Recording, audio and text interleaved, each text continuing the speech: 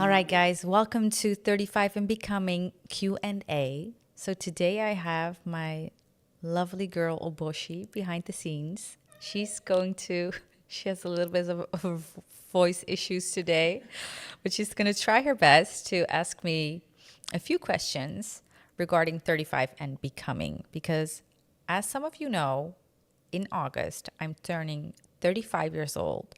And yeah, it's an understatement to say that I have a lot of feelings about turning 35. And these series are just to talk about certain things that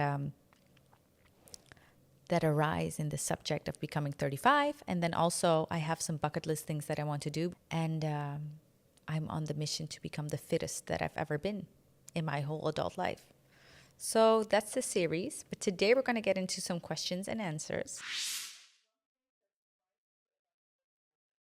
Okay, one thing that surprised me about growing older, listen, I'm not going to lie, I'm going to say the way that you lose your insecurities that you had in your 20s, you just know who you are. Like in your 30s, I mean, of course you care about what people think, but just not as much as you did in your 20s. And then also, like one thing that stands out the most is that you actually have money to do the things that you want to do. So in your 20s, we just made less money. You're just more yourself. You have more money to do fun things. You have more freedom. You can decide more of what you want. In your 20s, you're always looking at other people, what they are doing, what's popular right now, where do I need to go, what do I need to wear. And in your 30s, you're like, you know what, this is my style, like it or not. And you also meet other people that also have chosen themselves, and it's liberating. Ooh. Boshi is going into therapy session right now. Okay, let's emphasize by saying that a journey of becoming is never done. We are always evolving, and healing is not just something that you do and it's done. And I've learned a whole lot, but I do have to say that what I'm still unlearning is, I think it's two things, and we're going to get really vulnerable here because that's what I am. That's what I do. Two things that I'm unlearning at 34 is still trying to reprogram myself to not care too much about the opinion of, how do you say, community? Like you would say family, or like Hindustaanse mensen, like, or, like the taboos of what you were brought up with.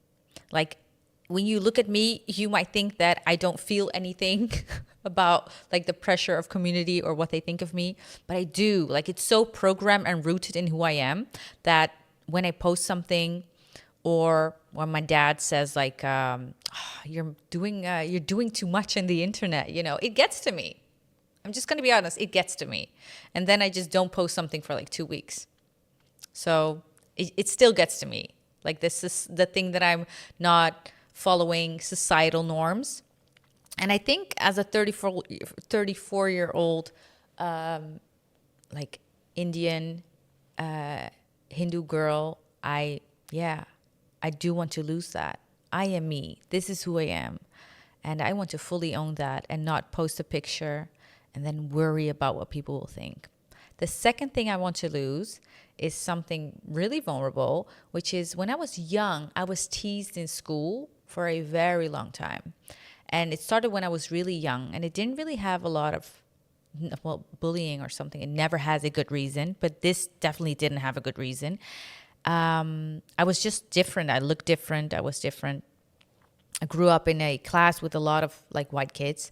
And that bullying does something to you. Like being teased, it does something to you. So I have to be honest that now that I'm grown up and I'm successful in my own way, I still feel like the small tendencies that you have when you meet new people or when you enter a room. I do think like, oh, will they like me? Did I say something wrong?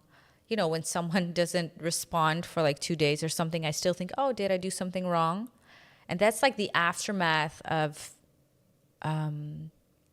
yeah, people shutting you out or not liking you. So if I have to be honest, that's something I still struggle with at 34, despite the fact that I'm super social and I'm socially buzzing and everything. So I would like to lose that ASAP. What's been the most healing part of this becoming 35 journey? Most healing part. There's been so much. This is insane. Okay. Because I genuinely feel that I've lived like 3 lives in like 10 years. So I've like thought it was something and then it wasn't. And I thought it was something and it wasn't. And I got humbled real quick. So to say what was the most healing. Ooh, yeah. Okay. I think the most healing thing, I don't know if it's the most, but it's the thing that's memorable the most to me right now, is that I was on a retreat organized by Sabu. She does Afro dance. She had an Afro dance academy, and right now she organizes retreats. This one was called Dare to Be You. And I was with a group of women and we went to the south of France. And I just remember going there and being super uncomfortable. And I was a little, yeah. I wasn't like super chill to be around because I was just, oh, this is nasty. Oh, this is that. I was just being just annoying. And I just remember being on my period on the first day and I was just not having it. Can you imagine being with a group of like 15 ladies you've never met before and being on your period and having to do things like canoeing? You feel me? Okay, so what was the healing part was that for the first few days, I was very annoyed myself. I wasn't comfortable and I wasn't that fun to be around. And somehow, this group of women that were all different kinds of women, they kind of loved me through it. And for them, I mean, even though I wasn't that chill to be around, they kind of saw me for who I was and they kind of appreciated my presence anyway. And they kind of loved me through that part. And it ended up being like the trip ended the last days. I was just super cheerful, super happy. And, we even shared and we bonded and we cried together. We laughed together. So what it kind of taught me was that things are not so finite. Like it's not like you do something and that is who you are. Like just it's not that dismissive. Like when you meet someone or somebody disappoints you or somebody hurts you, it's not the end. You can be open. People change, behavior changes. And I think that's also very more in my feminine journey, not to be so cutthroat and to be more open to human flaw, because that's what I learned. I learned to be more open to human flaw because I was flawed in a way when they met me. They loved me through it. And in that way, at the end of the retreat, it didn't even matter. Like the first days, it didn't even matter. And that's something that changed something so huge inside of me I cannot even express.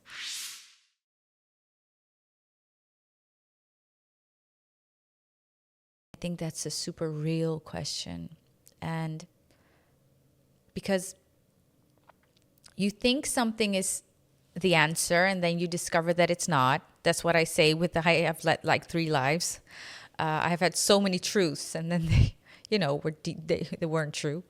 And I learned so much. But how do you hold disappointment? I think I'm just going to be super honest. I don't always know how to deal with disappointment. Like, it still hurts my heart so much that I don't have a husband and kids at this point in my life.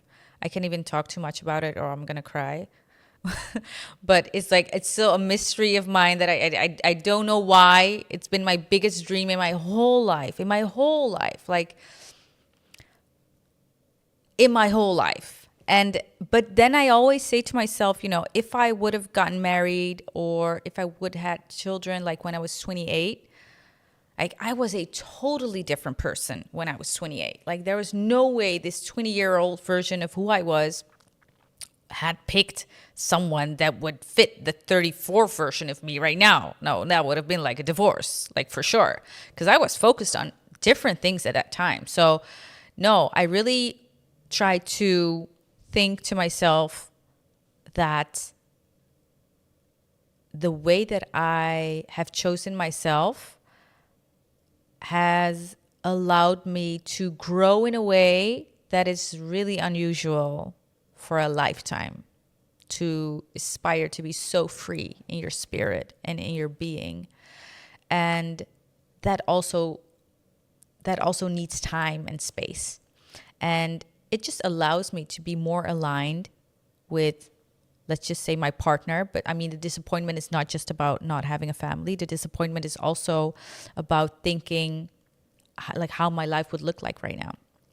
So I think the way I hold the disappointments is that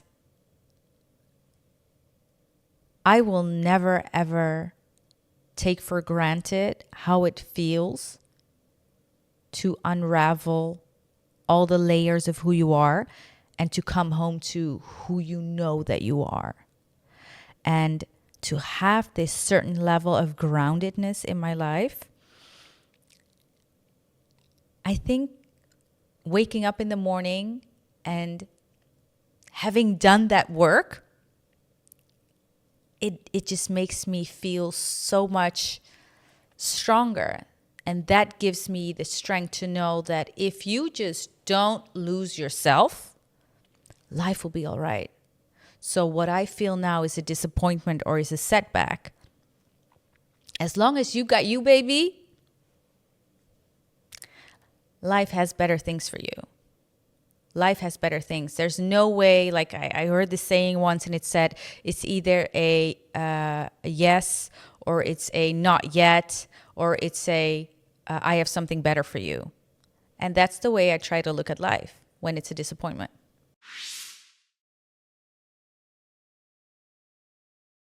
No.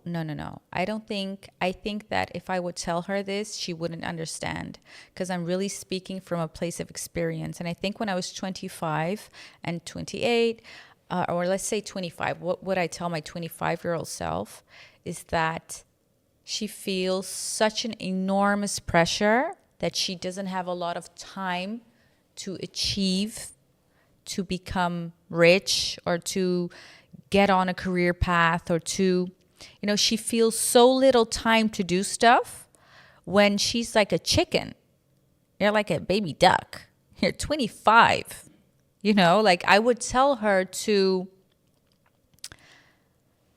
experience more of life instead of getting to the end place. I would try to give her more perspective on what 20s are for. 20s are for experimenting the heck out of things. So you finish school. So what are you going to do? You can always get a job. You can always get a job. I mean, you can always get a job. You cannot have a super free time in your life where you can experiment things. So with experiment, I mean like, oh, you want to do something in another field of a job, or, oh, you want to try an internship here, or you want to, anything, you want to live somewhere else in your life. It's a perfect time to gain experience. And it's not a time to be a perfectionist and to think that you have to have your life figured out, because you don't. And also 25-year-old me, honey, those people, they're not going to matter in 5 years. And also, nobody cares about brands, clothing, what you wear, what you own. People that are rich are trying to make you feel like you're not as important as them. Girl, leave the room. Would she listen though? If I would tell her this, would she listen? I think she it would make her think. I think if someone would have told her, like, you don't have to sit there and just accept the reality of what it doesn't feel right. I think it would give her something to think about, because I know as a 25-year-old girl, I always felt like, oh, so I have to play this charade. I have to network. I have to be friends with that one is popular. That is the brands of clothes that we need to wear. Like, it's exhausting. Wear it because you like it, not because I have to prove something. So I think she would listen. Yeah.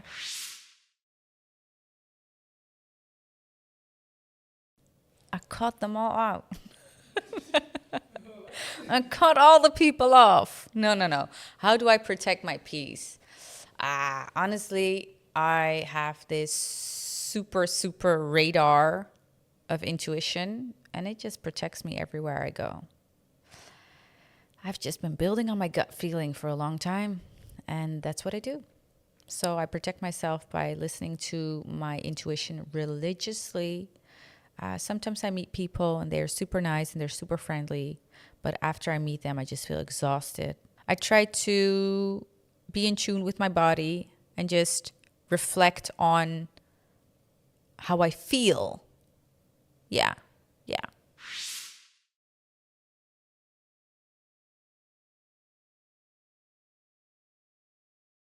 So the relationship with my body, I think it changed a lot because I look at myself right now, and I think people can relate, is that somehow you never look good enough. I look at pictures for myself at like 25 and I was like, girl, you look good. And for some reason, I thought I was fat. So there's this whole body dysmorphia thing going on, when you're young. You think you look fat or you look some kind of way, but you don't. You look amazing. And I think right now, the way that I look at my body, or I try to look, I want to feel good in my skin. I want to feel good in my skin. And I think the relationship is really more holistic. I really pay attention to how I feel. I really pay attention to what I eat, how that makes me feel. And if I work out, it's because for the love of my feminine self. It's for the love of the strength, like the fitness in my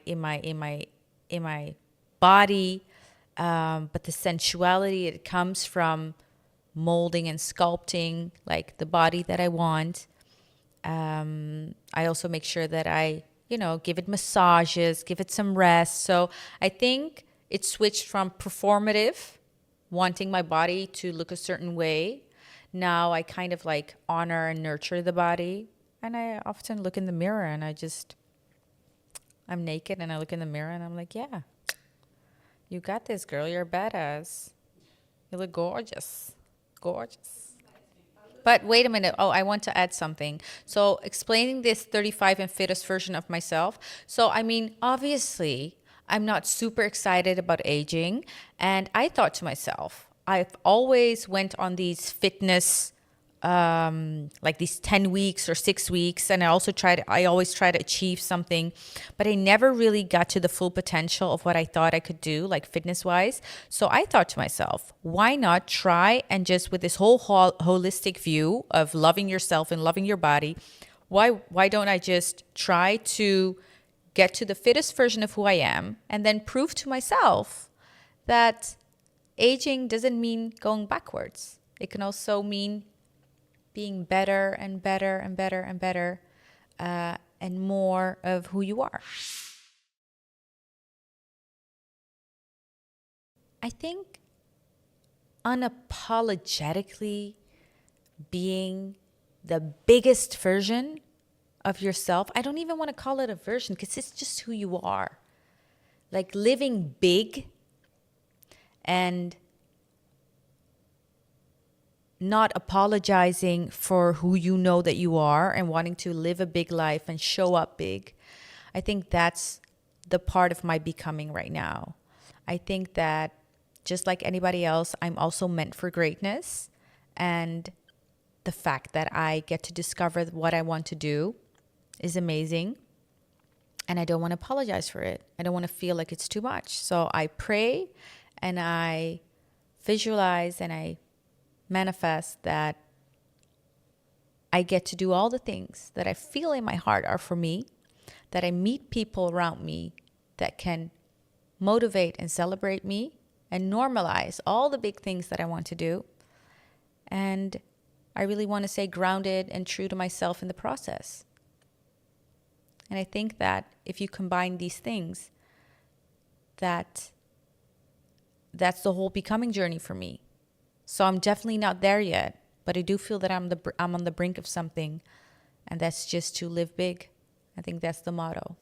All right. So I just heard that these are the questions that you wanted to ask me. And thank you so much for listening. This is a true, raw, and unfiltered Q&A about 35 and becoming.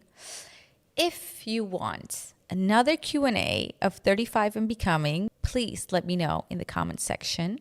And you can also send me some questions if you have questions about certain subjects.